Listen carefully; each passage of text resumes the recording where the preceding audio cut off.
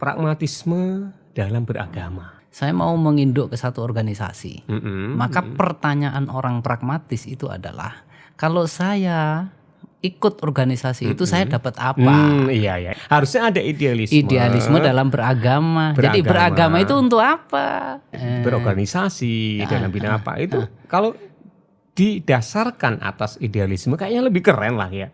Ada sesuatu yang diperjuangkan meskipun itu berdarah-darah. Betul. Itu membuat bahagia. Nah.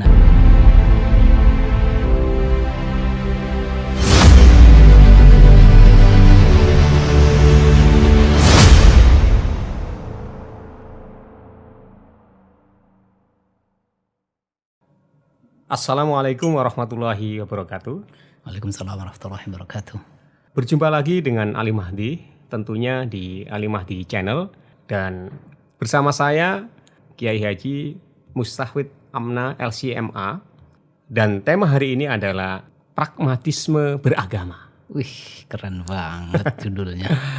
Kayaknya begitu. Saya juga penasaran apa yang dimaksud dengan pragmatisme agama itu, ya kan? Dia kan antum yang bikin judul, kan anak. Ya, kan gini, Sat. Kita sering dengar kata-kata pragmatisme ya. Baik dalam kehidupan sehari-hari maupun dalam berpolitik, beragama, dan banyak sekali ya. Pragmatisme. Nah, yang dimaksud dengan pragmatisme beragama dalam bincang kita hari ini, kira-kira apa itu, Sat? Gini, mungkin kita perlu membuat satu batasan dulu mengenai apa itu pragmatisme. Jadi mungkin secara singkat dan sederhana, pragmatisme itu bisa diartikan jadi sesuatu yang bisa diambil manfaat secara spontan, mungkin seperti itu. Spontan. Ya, atau ya sesuatu sementara. Sesuatu yang bisa diambil manfaat atau paling tidak dianggap bermanfaat. Satu contoh misalnya gimana? Misalnya kita mau bekerja kalau ada manfaat gitu ya. Kalau yang mudah begini misalnya, saya mau menginduk ke satu organisasi. Maka pertanyaan orang pragmatis itu adalah, kalau saya ikut organisasi itu saya dapat apa? Iya, ini cocok. Ya. Saya kira clear ya contohnya ya. Jadi kalau saya mau gabung, saya dapat apa sih? Ya. Gitu kan. Oke. Nah, terus bagaimana nih, Sat? Nah, pragmatisme itu kadang-kadang kan menjadi satu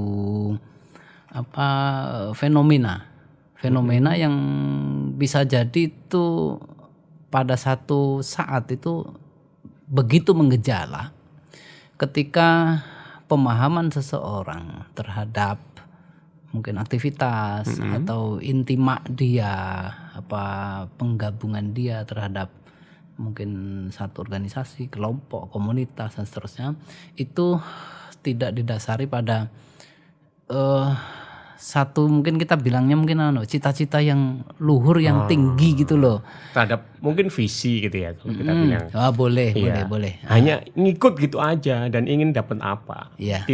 Tidak ada visi atau tujuan yang diperjuangkan apa, mungkin begitu ya. Iya. Bisa jadi seperti itu. Mungkin ini juga mungkin di dunia pendidikan juga bisa. Jadi gitu ya. Sebenarnya kalau kita bicara pendidikan, itu kan artinya kan pendidikannya mendidik. Di situ ada pendidikan. Iya.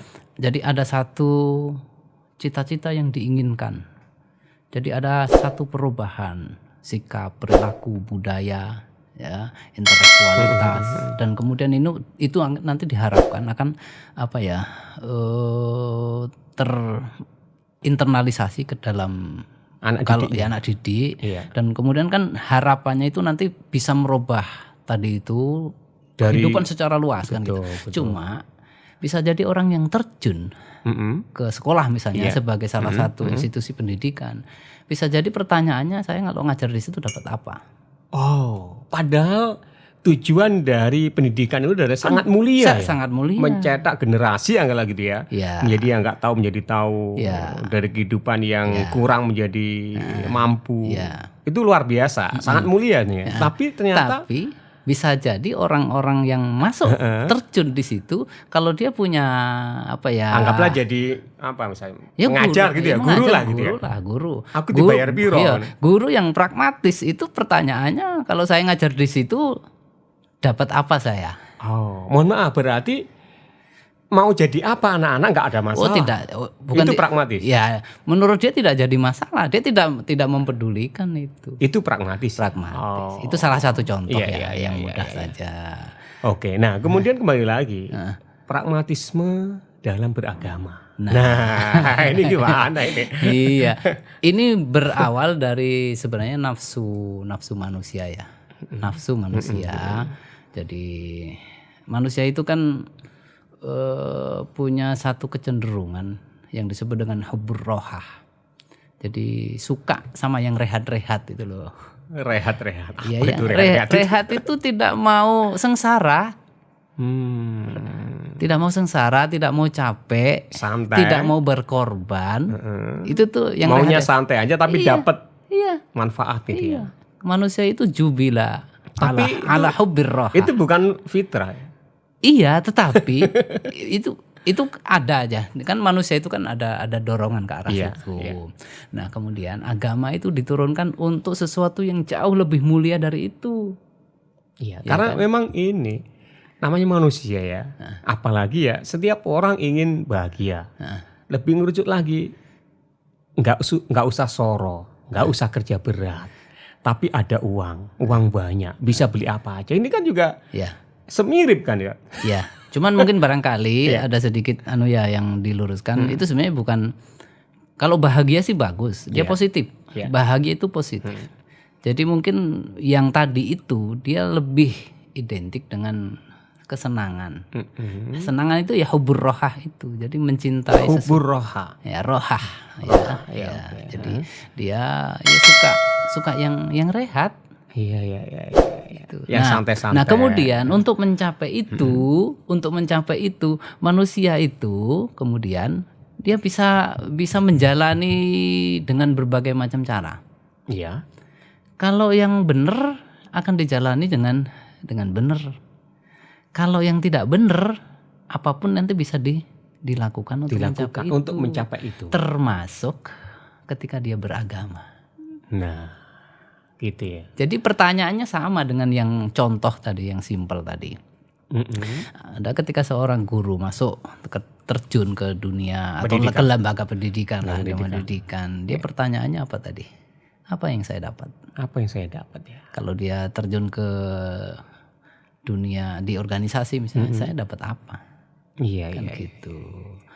Iya. Dan saya kira banyak kayaknya ya. Wallahu a'lam, saya tidak mau bersuudzon. Atau gini aja ya. Ada ya. Ya ada. Mungkin ada. Saya tidak mau bersuudzon. Iya. Iya. Kalau kita cara pandangnya terhadap orang lain ini ya gini saja. Kita anggap saja kita untuk kita bikin sesuatu yang kita bicarakan untuk ke dalam kita lah. Kalau ada orang lain untuk evaluasi diri ya. Betul, kalau ada orang lain yang sama dengan kita pragmatisnya, mudah-mudahan dia tersadar lah gitu. Iya. Atau bisa jadi begini ya. Suatu hal tertentu mungkin kita begitu. Tapi pada hal yang lain enggak juga. Enggak. Karena ada sesuatu yang memang kita perjuangkan. Iya. Tapi mungkin di suatu saat ya tergantung ya kita bergabung di mana atau di kegiatan apa mungkin begitu ya. Iya. Pokoknya intinya begini, ketika kita sedang membicarakan yang kita anggap ideal, kita anggap baik, itu jangan kita memotret orang lain lah. Betul. Untuk kita saja. Tapi sebetulnya atau semestinya kita nggak boleh pragmatis saya kira ya. Oh iya. Iya, karena ada nilai-nilai, mungkin idealisme ya kayak. Iya. Ya, harusnya ada idealisme. Idealisme dalam beragama. Jadi beragama itu untuk apa? Begitu, termasuk kan? Yang tadi berorganisasi dalam bidang apa itu kalau didasarkan atas idealisme kayaknya lebih keren lah ya. Ada sesuatu yang diperjuangkan meskipun itu berdarah-darah. Betul. Itu membuat bahagia. Nah, makanya tadi itu kebahagiaan itu kadang-kadang tidak pada materi, tidak pada mungkin balasan yang cuan lah kalau orang sekarang. Tidak mesti itu kan? Iya, betul. Jadi kebahagiaan itu kan ada, kalau bahasa Al-Qur'an itu namanya tumakninah. Tumakninatul qalb. Iya. Atau itmi'nanul qalb. Jadi ada kepuasan hati, ketenangan, ketentraman. Meskipun mungkin kulit tergores, mungkin harus keluar darah, gitu. Iya. Nah, dalam konteks ini mungkin kita bisa ngerujuk satu ayat, ya, karena bagaimanapun juga Al-Quran itu juga memotret hampir seluruh sisi kehidupan manusia, termasuk cara beragama yang keliru. Cara beragama yang keliru yang tadi kita kasih judul pragmatisme dalam beragama. Misalnya di dalam surat Al-Hajj kita bisa merujuk a'udzubillahi minasyaitonirrajim ayat 11 ya. Ayat 11 ya. Ya, wa minan nasi may ya'budullaha 'ala harf. Dan di antara manusia itu ada orang-orang yang menyembah Allah 'ala harf. Harf itu pinggiran. Tadi kita kasih judul pragmatisme dalam beragama. Misalnya di dalam surat Al-Hajj kita bisa merujuk a'udzubillahi minasyaitonirrajim ya, ayat 11 ya. Ayat 11 ya. Ya, wa minan nasi may ya'budullaha 'ala harf. Dan di antara manusia itu ada orang-orang yang menyembah Allah 'ala harf. Harf itu pinggiran. Jadi kalau ada meja ini ini pinggirannya. Agama itu kan meja secara keseluruhan. Ini ibaratnya dia ada orang-orang yang beragama itu tidak mengambil meja ini secara utuh. Di pinggiran gitu aja. Di pinggirannya saja. Enggak berani menengah dia. Iya, karena kalau menengah itu penuh resiko, penuh perjuangan, pengorbanan. Seperti kayak apa ya? Nanggung gitu dong. Iya. Ya kalau misalnya organisasi, ikut organisasi yang penting punya seragamnya, dia enggak mau iuran, enggak mau kegiatan, enggak mau ini. Ya untuk rame-ramein aja lah gitu mungkin. Rame-ramein. Nanti mungkin kalau istilahnya orang-orang yang kalau lagi rame-rame itu pasukan nasbung. Oke. Di surah Al-Hajj tadi ya 11 apa kira-kira ini maksudnya ya? Ya, wa minan nasi may ya'budullaha 'ala harf. Fa inna asabahu khairun itma'anna bih wa in asabahu fitnatun inqalaba ala wajhi khasirad dunya wal akhirah. Dzalika huwal khusranul mubin. Jadi di antara manusia itu ada yang menyembah Allah hanya di tepian saja. Fa inna asabahu khairun itma'anna bihi. Kalau dia mendapatkan sesuatu yang dia anggap baik. Kenapa harus dikasih dia anggap baik? Karena kebaikan yang dipandang oleh orang jenis ini itu bisa relatif dari sudut pandang dia. Maka itma'anna bihi. Dia merasa nyaman beragama ketika dia mendapatkan sesuatu kebaikan ya dari intima dia, dari gabung dia ketika dia beragama, menganut satu agama, ketika dia mendapat kebaikan, maka dia merasa nyaman. Oh, ini agama yang baik. Dan tetap dia di situ. Oke. Karena dia bisa mengambil manfaat untuk dirinya. Ya. Sebaliknya fitnatun inqalaba ala wajhi. Tapi begitu dapat fitnah itu artinya sesuatu yang tidak mengenakkan, bencana, cobaan, kan gitu. Maka dia berbalik. Serta-merta dia berbalik. Iya. Kalau terjemahannya berbalik ke belakang ya. Berbalik ke belakang artinya opo iki gitu loh. Ternyata kok ngene ya. Gitu ya. Nah iya, dia balik. Ya. Jadi kalau dia mendapat keuntungan, kebaikan, dia akan tetap karena dia merasa nyaman. Tapi ketika ada ujian, katakanlah bencana atau fitnah tadi, dia berbalik. Oh, gitu karena orientasi dia beragama itu ya dia mendapatkan sesuatu dari dia beragama itu. Iya. Nah, mendapatkan sesuatunya itu di dunia.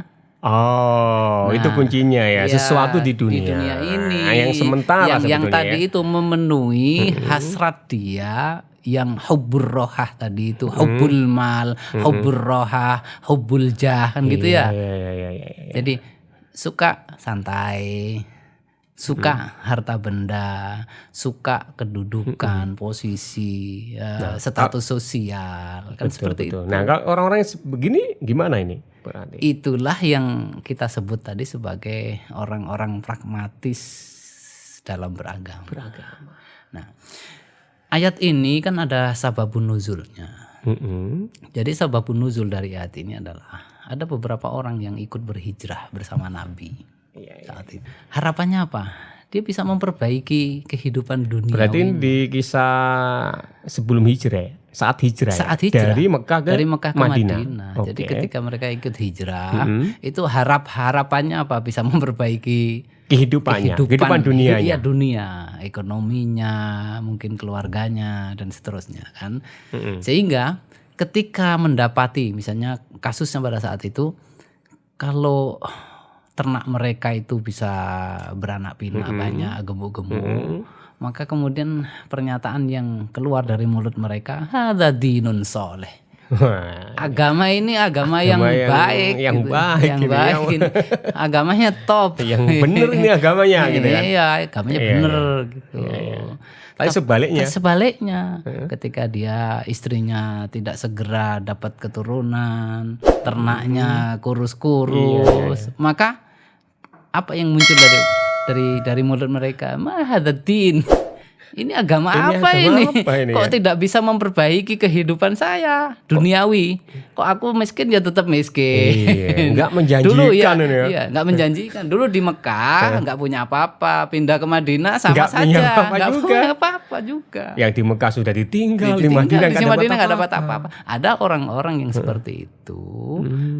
Ya, dia bukan, kan di hadis itu kan faman kanat hijratuhu ilallahi wa rasulihi fa hijratuhu ilallahi wa rasulihi wa man kanat hijratuhu lidunya yusibuha aw imra'atin yankihuha fa hijratuhu ila ma hajara ilaihi. Jadi ada orang-orang itu yang dia tutup mata terhadap apa yang dia dapatkan di dunia. Ini adalah perintah Allah, ini adalah mendukung agama Allah. Ilallahi wa rasulihi. Iya, ilallah, maka hijrahnya bagi Allah. Nah, dalam catatan sejarah, orang-orang yang menutup mata terhadap kepentingan pribadinya ketika berhijrah, yang didapatkan apa? Jauh lebih besar daripada yang mereka berhitung-hitung. Mungkin kalau seorang sekarang mungkin berhitung ongkos saya dari Mekah ke Madinah ini berapa ya? Iya, saya tadi udah beli tiket sekian. Iya. Nanti setelah sampai di sana saya dapat apa? Balik enggak ini? Gitu. Jangan-jangan pocol. Nah, ada hitung-hitungan pocol dalam kehidupan beragama. Iya. Ini cara pandang yang. Nah, di sini juga termasuk memperjelas tentang ayat 11 di surat Al-Hajj tadi. Al-Hajj itu memperjelas. Jadi memang ada orang-orang begitu. Iya, dan padahal bisa jadi kita. Iya. Ini kan apa-apa itu selalu kembali ke diri kita ya. Enggak usah teropongnya itu dibalik. Iya, Ustaz, tadi padahal di surat Al-Hajj ayat 11 di ujung tadi dikatakan ya oleh Allah ya, rugilah ia di dunia dan di akhirat. Orang yang berbalik ke belakang tadi gara-gara ditimpa fitnah ya. Yang demikian itu kata Allah adalah kerugian yang nyata. Gitu. Di dunia dia rugi, di akhirat juga rugi. Kan begini ya, kalau kita membicarakan salah satu keuntungan di dunia, orang dipandang oleh orang lain berharga, bernilai, punya kehormatan. Itu dari apanya? Di dunia. Ya, dari apa yang dia keluarkan dari dalam dirinya untuk orang lain. Setelah itu dia baru akan mendapatkan sesuatu itu. Kalau orang tidak pernah memberi, tidak pernah dirasa manfaatnya bagi kehidupan orang lain, otomatis dia menjadi orang-orang yang di pojok-pojok sejarah peradaban. Nggak diperhitungkan ini. Iya. Kita lihat deh, nggak jauh-jauh lah di Indonesia misalnya, yang hidup ambillah contoh misalnya Bapak Soekarno, yang hidup sejaman dengan Soekarno itu ada berapa orang? Ya banyak. Berapa ribu? Berapa juta? Ya, puluhan juta mungkin. Puluhan juta. yang ditulis di buku-buku sejarah ada berapa? Ya mungkin puluhan ya. Ya, terus yang berperan ya 1, 2, 3, 4. Ya. Termasuk Pak Soekarno, Hatta. Pertanyaannya mengapa? Iya. Karena setiap orang berbeda-beda cara mengambil mengambil peran di dalam kehidupan. Iya. Nah, siapa yang paling punya peran, bisa memberikan manfaat sebanyak mungkin, maka dia akan menonjol. Iya, dia akan mendapat kehormatan. Berarti itu kan kemanfaatan. Ya. Siapa yang paling banyak memberi, maka dialah yang akan menuai gitu ya. Iya. Dalam bentuk apapun. Termasuk kehormatan yang paling penting. Termasuk kehormatan. Iya, kan rata-rata begini, orang itu kan senang dengan kehormatan, hubbul jah ya. Senang dengan kedudukan, kehormatan, status. Tapi banyak juga yang tidak tahu caranya mencapai. Iya. Ya kan? Iya, tidak tahu cara mencapai. Dikiranya harta itu misalnya bisa meningkatkan derajat dia di mata orang. Di mata Allah juga ya. Ya nggak tahu. Yang jelas pikiran dia ketika dia kaya itu kan misalnya ya kaya ya, kekayaan. Itu dia akan dihormati sama orang, padahal tidak kan? Tidak, justru betapa banyak orang-orang yang punya tetapi dia tidak dipandang oleh orang lain. Iya. Yang memandang paling ya yang dia bayar. Betul. Seharusnya berapapun dia kaya, itu dihitung dari berapa yang diberikan kepada orang kan itu. Betul. Karena kekayaan itu justru akan menjadi orang lain itu justru benci sama dia menurut saya. Kalau nggak pernah dikeluarkan. Banyak. Istilahnya begini, mau wadid orang itu. Jangan orang saya gitu loh. Saya kok medit ya. Saya kan atau gini, termasuk orang. Pertanyaannya begini, mengapa ya orang kok tidak suka sama saya? Jawabannya, karena saya medit. Iya. Karena saya medit. Iya. Jadi semakin orang itu dirasa manfaatnya oleh masyarakat sekitar, oleh alam, oleh kehidupan ini, maka dia semakin naik. Nah, mengapa orang-orang yang tadi pragmatis itu, orang-orang pragmatis, berarti dia penganut pragmatisme dalam beragama, itu kok dianggap sebagai orang yang rugi di dunia? Nah, sejarah juga mencatat mereka itu tidak ada namanya dicatat punya sejarah itu. Bahkan namanya pun itu buruk kan. Iya. Sehingga tidak disebut siapa sih itu. Kasusnya misalnya nggak ini. ada ya contoh apa misalnya zamannya Rasulullah atau zaman dulu. Nah, yang buruk-buruk begini adabnya ya. Adabnya para perawi itu tidak disebut nama. Oh gitu. Inisial saja. Jadi ada seseorang yang datang gitu saja. Siapa itu? Si fulan. Gitu ya. Iya. Ada tokoh yang disebut di Al-Qur'an misalnya Abu Jahal gitu. Beda ya. Oh iya bisa. Kan gini ya. Tapi nggak banyak gitu ya. Oh tidak. Atau gimana? Ada, bisa saja banyak. Gini ya, mereka yang pragmatis ya, mereka yang pragmatis di dalam menjalani agama ini dianggap khosirat dunia. Di dunia dia rugi. Ruginya apa? Dia kan tidak dapat peran apa-apa. Padahal diharapkan atau harapan dia dengan cara pandang pragmatisme seperti itu, dia merasa nih justru malah tidak dapat apa-apa. Kita lah sekarang lah lihat orang-orang yang berorganisasi. Kalau kita sudah tahu, si fulan itu ikut ini cuman biar dapat ini.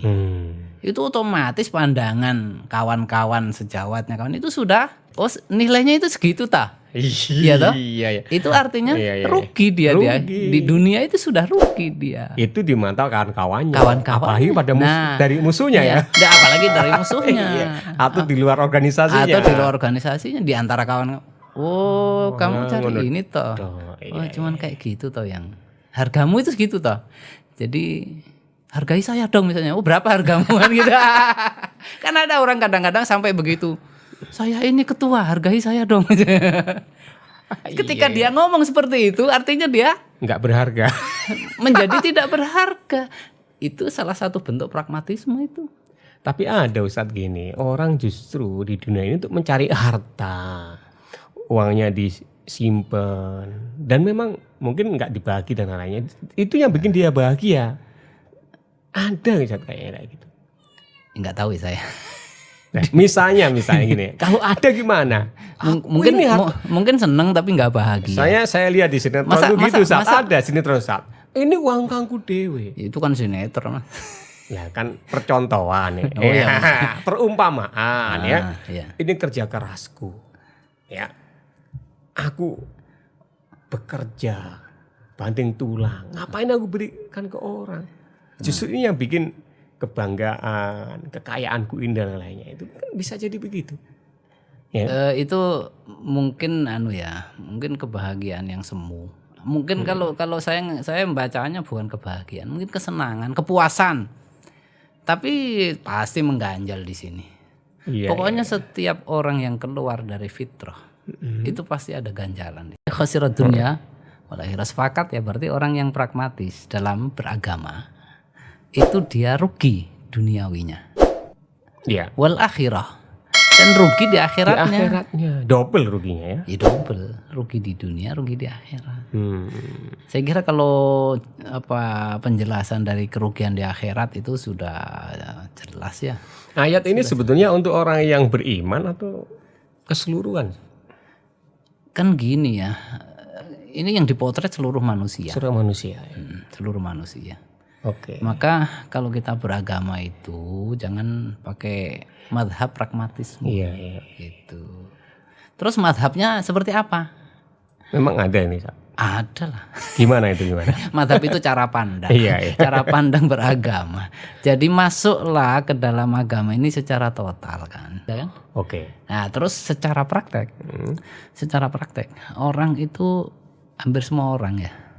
Itu tidak ada yang bisa masuk ke dalam seluruh ajaran Islam. Pasti ada sisi-sisi dari ajaran ini yang terlewat. Renungkan itu. Iya. Tapi bukan berarti mengingkari atau menafikan ayat yang satu dengan yang lain. Kan gitu maksudnya kan. Hanya mungkin tidak semua bisa dikerjakan misalnya. Tidak semua bisa dikerjakan. Atau yang ada yang kelewat mungkin begitu ya. Pasti. Bukan mungkin pasti. Ya itu. Oke, tapi kan bukan kesengajaan mungkin. Atau mengingkari dan lainnya gitu.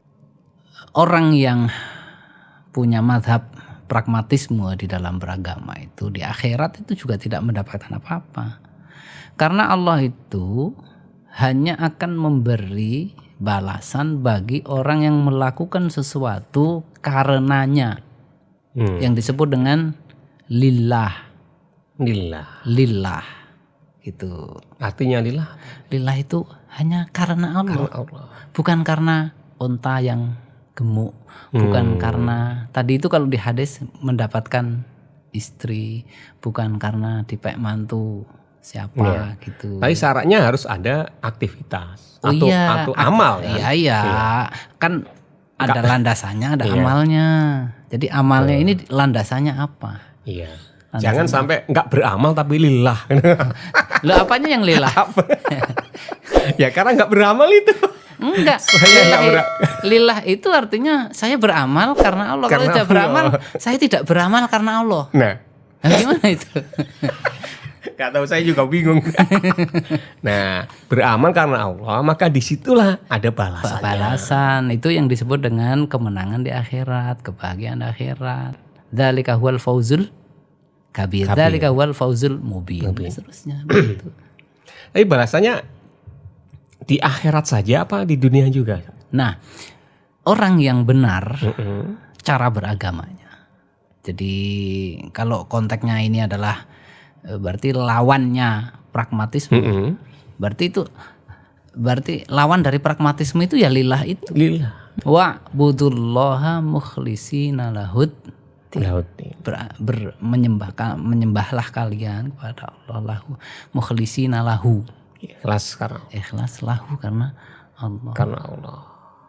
Ya berarti ya udah nggak usah tanya lagi balasnya apa. Lagi. Sehingga orang yang beragama dengan sudut pandang atau madhab yang seperti itu, dia akan menikmati semua yang menimpa dirinya akibat dari dia beragama. Yang itu yang disebut tidak di pinggiran, dia berada di tengah di pusat dari agama. Bisa disebut dengan totalitas ya. Totalitas beragama. Dia tidak ada di pinggir. Kalau pinggiran gampang lompat dia. Orang kalau gini beribadah atau beramal, dia yakin bahwa Allah akan membalas, ya kan? Di akhirat tadi. Kemudian dia yakin juga di dunia pun akan dibalas, mungkin dengan kebahagiaan atau apapun lah, terserah gitu ya. Kalau cara berpikir begitu salah nggak? Tidak. Kalau di akhirat kan clear ya. Di dunia tadi pasti dibalas sama Allah. Tapi terserah lah ya. Pasti ada keuntungan, ada manfaat lah bagi hambanya yang beribadah. Itu kita sebut sebagai hikmah. Hikmah ketika kita menjalankan satu perintah itu di balik itu pasti ada hikmah. Hikmah itu adalah kebaikan yang kita dapatkan ketika kita melakukan perintah, melaksanakan perintah Allah. Jadi misalnya kita sholat, kita sholat itu lillah, tapi di balik itu pasti ada hikmahnya. Ya, hikmah itu yang didapat di dunia. Di dunia, orang jujur, hikmahnya apa? Banyak temen, akhirnya murah rezeki, dipercaya orang. Itu hikmah. Itu hikmah. Kalau di akhirat pahala namanya. Pahala. Kalau orang yang pragmatis tadi, saya jujur supaya orang itu percaya sama saya. Ya, hanya itu tok. Jadi jujurnya itu semu juga dia. Jujur karena pragmatisme. Iya, ada tujuan lain juga. Ada tujuan lain. Nah, kalau konteksnya dulu ya zaman masih ada peperangan di dalam Islam. Ada orang-orang yang maju berperang supaya apa? Dapat ghanimah. Dapat rampasan perang. Majunya sama. Terlukanya sama. Malah paling depan ya. Bisa supaya rampasannya paling banyak. Ya kan? Jadi apa saja di dalam perintah agama, bentuknya apa saja, mau ibadah mahdoh, mau yang tidak mahdoh, itu bisa ditumpangi oleh kepentingan-kepentingan duniawi. Ujiannya memang berat ya. Iya, berat. Itu yang sudah jelas-jelas itu perintah agama. Dalam hal beribadah saja begitu. Apalagi yang muamalah gitu ya. Oh iya. Berat sekali ya, Allah. Tapi enggak, tinggal hatinya kan, mengklikkan hati aja kok itu kok. Mengklikkannya itu loh. Banyak klikkan saja. Ringan banget ya. Iya. Klikkan hati. Iya. Ya banyak bergaul sama orang-orang soleh. Kalau salah bergaul, ya oke. Dapat musibah nanti. Iya. Oke, Sal. Nah, terus bahwa orang rugi ketika berpragmatis dalam beribadah. Itu dunia dan akhiratnya rugi. Nah, terus kira-kira apa yang harus saya lakukan atau kita lakukan begitu agar tidak terjebak di situ? Ngajari hati ya. Berarti ini ini masalah hati nih. Iya. Nggak ada amalan-amalan gitu saat atau apalah gitu yang kita bisa lakukan agar selalu terhindar dari hal itu. Mungkin gini ya, banyak berinteraksi dengan Quran. Karena nanti kita dapati di Quran itu banyak petunjuk-petunjuk yang akan mengarahkan ke situ. Jadi klik hatinya. Iya.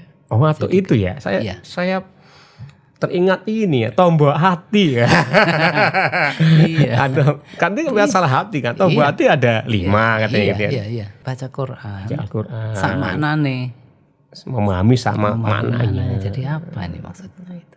Terus, karena Al-Quran itu selalu memotret fenomena baik yang terjadi pada diri manusia maupun alam semesta ini dengan potret yang jernih, objektif, tidak bias. Gitu. Baca Al-Quran ya, ini harus dirutinkan ya. Ya, tapi jangan hanya menyuarakan ya, membunyikan. Membunyikan sih dapat pahala juga, cuman mestinya kan untuk ditadabbur. Tadabbur itu, ya. Kan kata Allah kan liyadabbaru ayatihi, supaya tadabbur ayat-ayatnya itu ditadabburi. Ya orang kan mengambil Quran itu dari banyak sisi. Betul. Ada yang bisa membunyikan, ya. Alhamdulillah. Ada yang kemudian faham, ada yang kemudian mengaplikasikan ke dalam itu Al-Quran. Berarti intinya berinteraksi dengan Al-Quran. Insya Allah kembali ke sababun nuzul. Jadi ketika orang itu punya onta yang gemuk-gemuk, punya ternak yang gemuk-gemuk, dikiranya dengan begitu dia sudah jaya, kemudian dihormati, kemudian mulia. Padahal itu kan salah. Dibenerin sama Quran tuh. Diluruskan. Koreksi sama Quran. Jadi kembali orang yang memahami itu, orang yang tidak pragmatis di dalam beragama, itu apapun risikonya ketika dia beragama, dia tidak akan mundur. Kenapa? Yang baik itu bentuk ujian, yang buruk itu juga bentuk ujian. Dua-duanya itu dari Allah, dua-duanya bisa meningkatkan kapasitas orang. Kalau dia memahami, makanya kalau orang yang paham, oh saya beragama itu memang harus lelah gitu loh. Saya beragama itu memang harus capek, harus mengeluarkan energi yang lebih. Di akhirnya ya luka pun itu tidak masalah. Wong ini konsekuensi kok. Kan gitu. Ini konsekuensi dari saya beragama. Dia puas. Itulah kepuasan itu disebut itma'anna bih. Dan di dalam ayat yang lain misalnya dalam surat Al-Anbiya ayat 35, kullu nafsin dha'iqatul maut wa nabluukum bisyarri wal khairi fitnah. Ujian Allah itu ada yang baik, ada yang buruk. Ujian Allah itu ada yang baik, ada yang buruk. Ada yang diuji dengan yang baik malah nggak lulus, diuji dengan yang buruk malah lulus. Itu nggak punya apa-apa dia rajin ke masjid. Karena sama Allah dikasih gue miskin aja gitu karena kalau miskin kamu deket dengan Allah itu. Sering kita keluhkan tuh justru yang ujian buruk ya. Ya. Karena yang nggak buruk itu dianggapnya nikmat salah. Jadi nikmat. semua yang terjadi pada diri kita yang berasal dari Allah itu nikmat kalau bisa menyikapi dengan benar. Iya. Ya. Ini ada satu riwayat dari Imam Syafi'i dalam musnadnya misalnya. Ketika Rasulullah Shallallahu Alaihi Wasallam wafat, kan para sahabat kan sangat bersedih, mengerubungi jenazah, termasuk Nabi, Umar ya. Semua ya. Kemudian tiba-tiba ada seseorang yang masuk dan kemudian melangkah, melewati mereka dan kemudian menangis sebentar dan kemudian berbalik arah, kemudian mengatakan sesuatu. Apa itu? Fa inna lillahi azaan likulli musibah. Ketahuilah bahwasanya Allah itu memiliki hiburan untuk setiap musibah yang menimpa. Pasti ada hiburan yang Allah turunkan setiap kali ada musibah. Itu diucapkan saat Nabi wafatnya Rasulullah SAW. Ketika para sahabat kan bersedih.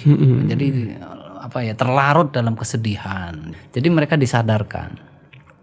Wa inna lillahi khalafan wa inna lillahi khalafan lima fata. Dan Allah itu pasti punya pengganti ketika ada sesuatu yang hilang. Pikirin itu. Iya. Kalau saya mungkin kalau ada di situ apa penggantinya? Apa hiburannya? Ini kan lagi berduka gitu kan. Pasti ada. Cepat atau lambat itu pasti ada. Siapa yang mengatakan? Ini diriwayatkan kemungkinan ya. Ini kan kita nggak bisa menduga-duga. Ini kan cuma dikatakan seseorang ada yang datang, janggutnya lebat kan gitu. Pastinya sahabat Rasul. Sahabat Rasul ya. Nah, kemudian mengatakan seperti itu. Diriwayatnya hanya waqala qailun kan gitu. Ada seseorang yang mengatakan kan gitu. Iya. Ada itu. Wa khalafan min kulli halik. Gitu ya. Dan setiap yang rusak itu pasti ada gantinya. Pasti ada gantinya. Ya. Ini kan hiburan. Ini keren ya maknanya itu ya.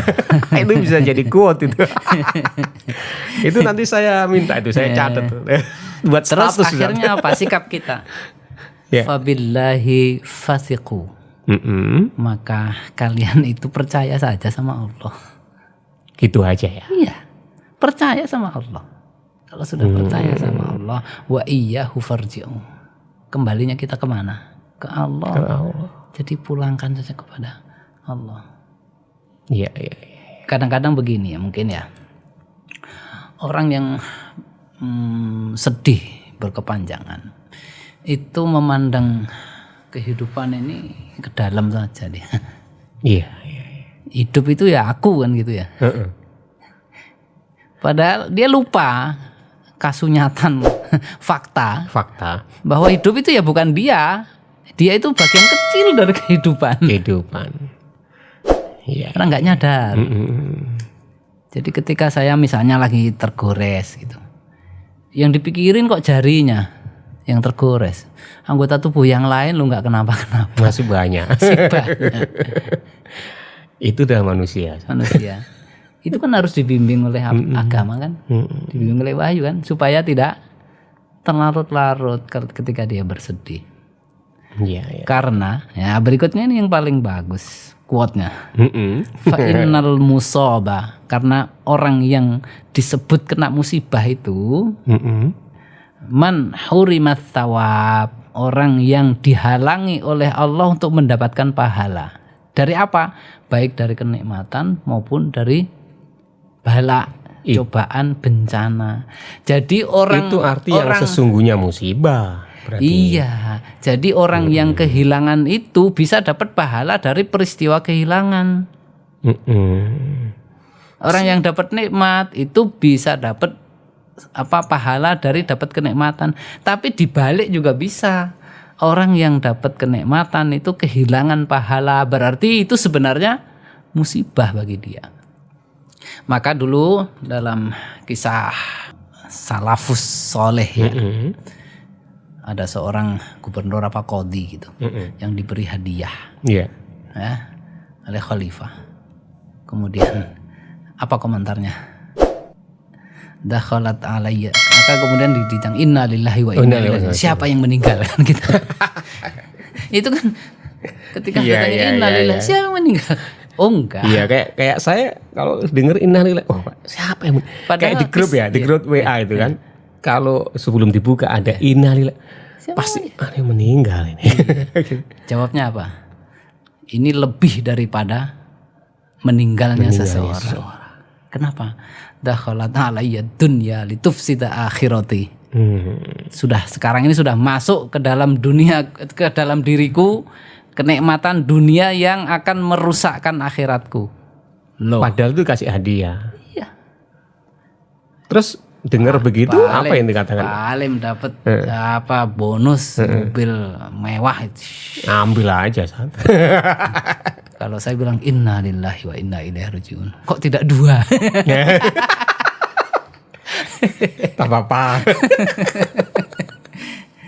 Iya. Salafus soleh itu cara pandangnya terhadap kenikmatan. Karena dia melihatnya ini potensi ngerusak akhiratku ini. Itu yang sebut apa namanya? Warok ya, apa? Iya, orang kalau sudah punya iman yang kokoh, punya visi yang jauh ke depan, bahkan visinya itu menembus alam, menembus dunia ya, kehidupan dunia ini. Saya kira akan terucap seperti itu. Jadi kehati-hatiannya luar biasa ya. Bagi kita itu mungkin biasa. Alhamdulillah. Bahkan suatu kenikmatan. Tapi bagi orang terdahulu, orang yang ngerti beratnya amanah, itu yang hal yang nggak main-main gitu ya. Berat gitu ya. Orang kalau dapat jabatan apa sekarang? Alhamdulillah. Tadi Ustaz, quote yang terakhir tadi Ustaz, coba diulangi lagi Ustaz. Itu luar biasa. Fa innal musab man hurimat thawab. Jadi orang yang benar yang disebut kena musibah itu adalah orang yang tidak bisa mengambil kebaikan dari setiap peristiwa. Setiap apapun peristiwa. Kalau bisa saya ulangi lagi gini ya. Musibah yang sesungguhnya itu adalah orang yang tidak bisa mengambil manfaat dari sesuatu ujian atau yang menimpa. Ya, apapun itu musibah yang sesungguhnya. Musibah yang sesungguhnya. Kemalingan itu bisa jadi, ya. Kemalingan itu bisa jadi nikmat bagi dia. Padahal secara umum gitu ya. Ya itu musibah. Tapi ada orang bisa jadi dia kalau nggak kemalingan misalnya, dia mau melakukan sesuatu. Iya. Begitu ya sampai. Iya. Jadi nggak kepilih misalnya, nggak kepilih jadi gubernur, nggak kepilih jadi bupati, nggak kepilih jadi anggota legislatif, bisa jadi itu adalah suatu nikmat yang diberikan Allah. Atau sesuatu yang mencegah dia dari hal yang lebih buruk. Itu nikmat gitu itu nikmat. Bisa jadi kalau kamu terpilih korupsi nanti ketangkep. Iya kan? Oke. Jadi tidak ada yang buruk. Jadi tidak ada yang buruk yang menimpa kita. Iya. Ya kan? Jadi semuanya kembali kepada Allah ya. Iya. Itu namanya baru kelihatan hikmahnya itu ya. Jadi beragamanya itu kan enjoy. Yang ngarahkan itu semuanya apa itu? Agama kan? Iya. Enjoy beragama. Berarti harus sering deket-deket sama Ustadz Mustafid ya. Biar diketkan terus ini. Jadi poin kedua Tombo Ati tadi harus dekat-dekat dengan orang soleh gitu kan. Bukan sama saya. Ya orang soleh. Belajar banyak. Iya. Quran, baca hadis Nabi. Kita simak lagi sirah nabawiyah kan contoh kan. Mereka mempraktekkan agama ini kan nyaris sempurna kan mereka itu. Nyaris sempurna. Jadi seakan-akan ada di dunia utopia sepertinya kan, padahal itu adalah dunia nyata. Iya. Jadi perjuangan mereka, pengorbanan mereka, jadi kebahagiaan mereka. Ya, ketika dalam peperangan misalnya ada 3 orang yang kehausan, dikasih minum, silakan. Kawan saya dulu, kawan saya yang lebih butuh kayaknya. Satu lagi itu ada kawan saya yang lebih butuh. Ketika balik ke sini sudah meninggal. Masya Allah. Itu yang disebut isar. Wa yu'thiruna ya, itu yang disebut isar. Walau kana bihim khasasah. Isar mendahulukan kepentingan saudaranya daripada dirinya sendiri. Masya Allah. Merinding ya kalau. Jadi banyaklah yang bisa dipetik dari ajaran agama ini dan praktek yang dilakukan oleh para pendahulu kita, para sahabat kita.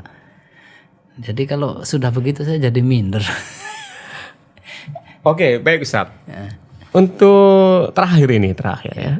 Kira-kira apa yang hikmah atau apapun itu yang bisa dipetik dari pelajaran tadi tentang pragmatisme beragama atau dari ayat yang kita sampaikan tadi, yang sampaikan Ustaz tadi, kira-kira apa nih yang bisa kita ambil hikmahnya?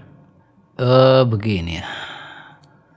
Pragmatisme itu mungkin kata itu juga muncul ketika melihat fenomena ya. Jadi biasanya kan teori itu kan muncul karena ada satu gejala, kemudian dimunculkan teori. Jadi kemudian ada aliran atau masa pragmatisme. Ternyata pragmatisme itu tidak hanya dalam aktivitas kehidupan keseharian. Ada juga ternyata orang itu yang bersikap pragmatis ketika dia beragama. Maka dia ketika beragama itu rasanya malah sesek. Gitu ya. Sumpek dia beragama. Itu juga yang disebut di dalam surat Al-Baqarah misalnya, mathaluhum kamathalil ladzi istawqada naran falamma adha'at ma hawlahu dhahaballahu binurihim wa tarakahum fi dhulumatin la yubsirun summum bukmun umyun fahum la yarji'un. Kan gitu. Di antara manusia, permisalan orang-orang yang masuk ke dalam agama cuman di pinggiran-pinggiran itu seperti orang yang mengambil api, menyalakan api. Kita tahu bahwa api itu punya dua unsur panas dan unsur menerangi.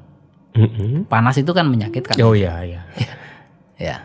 Dan menerangi. Iya. Nah, oleh Allah Subhanahu wa taala itu diumpamakan seperti itu orang. Jadi dia tidak mendapatkan dari agama itu kecuali rasa sumpeknya, bukan penerangannya. Mathaluhum kamathalil istauqada nara falamma adha'at ma haulahu, ketika api tadi itu menerangi apa yang di sekelilingnya, dhahaballahu binurihim, maka Allah ambil unsur cahayanya. Jadi yang tinggal dari api tinggal unsur panasnya. Seperti itu. Iya ya. Jadi dia hanya dapat sumpeknya lah. Jadi nikmatnya di mana itu beragama? Enggak ada. Ya enggak ada. Enggak ada. Nggak ada. Ada yang gini Ustadz misalnya ya, kita diajak, ayo kita ngaji, ayo kita ada kegiatan ini, kebaikan lah gitu. Iya. Mungkin ada yang jawab ini misalnya, enggak lah, gini aja saya sudah nggak selesai gitu. Apanya nggak selesai? Ya pekerjaannya, atau mungkin aktivitas beragamanya. Oh. Ya misalnya diajak ngaji karena begitu, udahlah aku gini-gini aja lah. Toh aku juga belum bisa, belum wayai lah gitu. Itu termasuk yang di pikiran tadi nggak ya? Nggak ikut-ikutan aku. Mungkin sudah merasa cukup pahalanya. Ya mungkin masuk golongan itu juga ya, kalau memang itu ada ya. Ya, tapi nggak persis sih. Iya. Mungkin dikiranya hidup masih panjang. Nanti aja kalau sudah umur 60 tahun, 50 tahun. Soalnya saya juga pernah jumpai gitu. Ayo ikut ya. Ini ada pengajian untuk apa? Enggak lah. Enggak usah dulu lah. Dasar dulu ya alasannya kan banyak ya. Apakah sibuk, apakah karena pekerjaan dan lainnya. Begitu. Ya kan? Gitu. Padahal ngaji itu juga tidak membuat orang miskin kan? Dan memang ngaji tidak juga untuk mencari kekayaan. Iya. Ya intinya kembali ke kita lagi ya. Jangan-jangan kita ya. Yang diajak tadi terus gak mau. Atau yang mengajak. Atau yang ngajaknya gak bener. Iya. Bisa aja ngajaknya gak ikhlas. Kan gitu. Iya. Jadi intinya kalau saya ya untuk saya sendiri sih. Jadi kalau ada sesuatu yang baik, ya mudah-mudahan itu bisa kita lakukan. Nah, saya sendiri lah. Soal orang lain nggak usah dinilai. Kalau menilai orang lain, buku rapotnya penuh nanti. Saya kira itu. Baik, demikian tadi ya perbincangan kita dengan Kiai Haji Mustafid Amna. Mungkin dari Ustadz Mustafid ada yang sampaikan terakhir?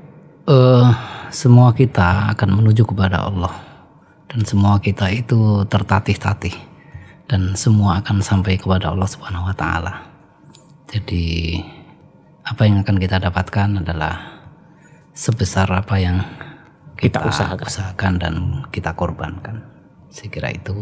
Dan sekali lagi pragmatisme dalam hal duniawi saja itu sudah buruk, apalagi ketika pragmatisme itu masuk ke ranah keberagamaan kita. Jadi adanya cuman susah dan sedih, sumpek ketika kita beragama. Saya kira itu sebagai closing. Mudah-mudahan kita diberikan kekuatan oleh Allah. Amin. Ya, dibantu oleh Allah untuk semakin masuk ke dalam agama ini, kemudian bisa ya maksimal lah. Amin. Maksimal. Ya, saya kira itu. Baik, Ustadz, terima kasih atas kehadirannya dan perbincangan kita hari ini. Dan sampai jumpa di perbincangan berikutnya. Assalamualaikum warahmatullahi wabarakatuh. Waalaikumsalam warahmatullahi wabarakatuh.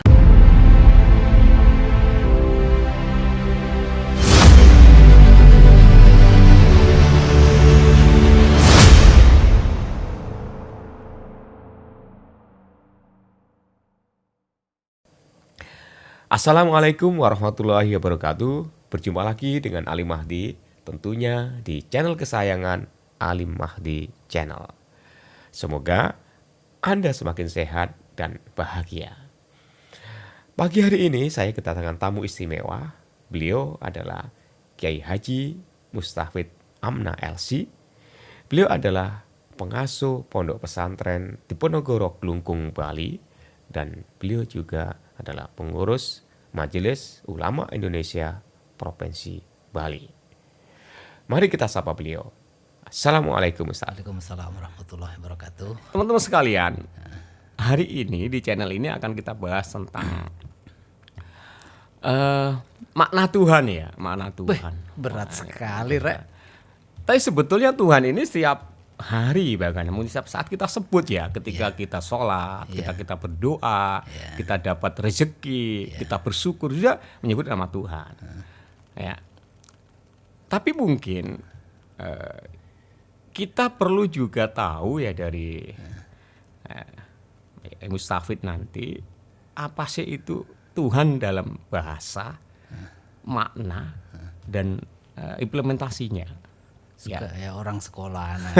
Iya dong, harus begitu. Apalagi begini, hari ini kan kata-kata Tuhan ini viral ya. Kita sudah tahu di mana-mana, sudah di YouTube juga banyak, di media massa terkemuka juga banyak. Ya bahwa ada seorang pejabat lah begitu ya. Kalau saya berdoa setelah sholat, gitu kata beliau. Doa saya simpel saja. Tuhan pakai bahasa Indonesia saja karena Tuhan kita bukan orang Arab. Nah, ini yang kemudian menuai banyak respon termasuk protes. Bahkan ada beberapa ulama juga ya, orang yang dikenal juga memprotes. Ya kalau pejabat janganlah yang kontroversi. Ada juga boleh nyebut bahwa Tuhan itu berdoa itu boleh dengan pakai bahasa apa saja, tapi jangan dikait-kaitkan dengan etnis dan lain-lainnya. Ada yang bilang begitu juga. Nah, saya ingin tahu kalau menurut Ustadz Amna ini bagaimana ini? Nah, itu.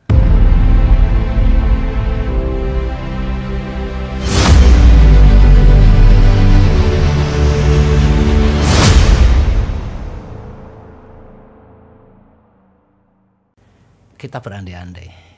Kalau kita mengatakan Tuhan itu adalah yang dipikirkan oleh manusia, kalau seandainya pikiran orang itu hilang, maka Tuhan hilang juga. Yang mengatur kehidupan, keselamatan, kesehatan itu siapa? Allah Tuhan. Kan? Itu kan pernyataan lisan kita. Tetapi kadang-kadang praktek di dalam kehidupan kita itu jadi menuhankan itu dari berbagai macam variabel, variabel perilaku kita, variabel keyakinan kita, kemudian saya tidak merasa diatur. Tapi ada orang-orang yang salah mempersepsikan benda-benda tadi itu sehingga dia merasa diatur oleh benda itu, merasa dikendalikan, merasa terikat. Betapapun bagusnya, betapapun mahalnya, ini adalah benda. Ya, Ustadz, itu takdim ya. Oke ya. Nah, selain kemudian, itu ada apa lagi?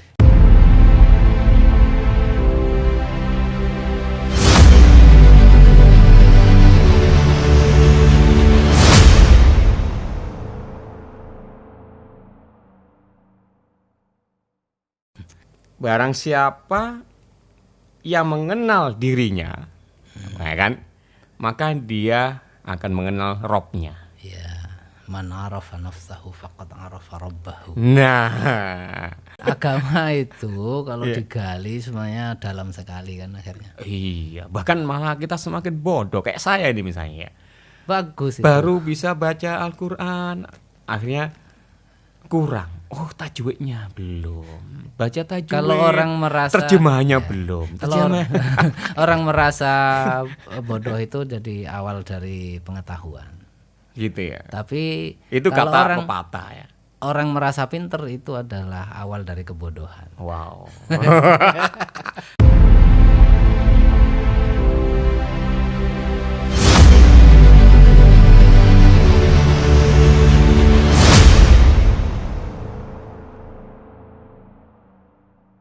Baik, assalamualaikum warahmatullahi wabarakatuh. Waalaikumsalam warahmatullahi wabarakatuh. Selamat pagi. Saya Ali Mahdi ya, kita bersama lagi dengan Ali Mahdi Channel. Dan sekarang saya bersama dengan Kiai Haji Mustafid Amna. LCMA gitu ya. Apa itu LCMA? Kata orang LC itu lucu sekali. Iya. Beliau kalau Kiai Haji itu terlalu tua. Nggak usah protes dulu, nanti gampang itu ya kan. Nanti dikomentari aja di channelnya. Ini gimana nih? Oh, masa orang ngomong ini repot. Mas apa lagi? Oke, nanti kita panggil Gus saja, Gus ya kalau gitu ya. Mas Kiai.